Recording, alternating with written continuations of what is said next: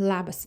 Žinote pagal zodiako ženklą ir jeigu esate svarstyklės, žuvytės, skorpionas, ožiaragis, mergelė arba vandenis, pasilikit su manim.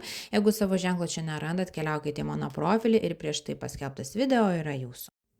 Pasižiūrime, apie ką jūsų žinutė šiandien. Ir ką galiu papasakoti? Taip, kardų tūzas, antras tūzas, taurių tūzas ir santūrumas. Pirmas ir yra jausmas, kad santūrumui jūsų gyvenimui ateina galas.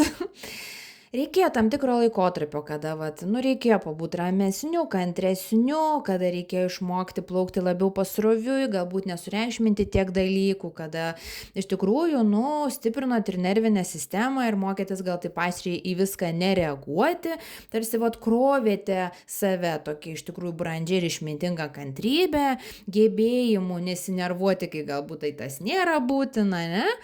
Tai panašu, kad tam tikras toks lėtesnis gyvenime laikas, kada ir galiu atjausit, kad kažkam tarsi ruošiatės.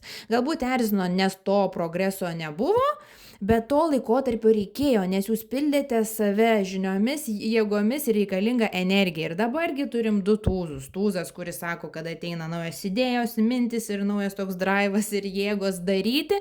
Ir kitas tūzas, kuris žymi labai ženkliai pagerėjusią emocinę nuotaiką, savijautą ir tokį netgi džiaugsmą, kad gyvenate. Tai labai džiaugiuosi ir to ir linkiu. Tai tiesiog toks bendras gal apibendrinimas šiandien jums, kad tam tikras laikotarpis, kada viskas atrodė, kad stovi vietoje, jis buvo reikalingas, bet per tą laikotarpį jūs nestovėjote vietoje.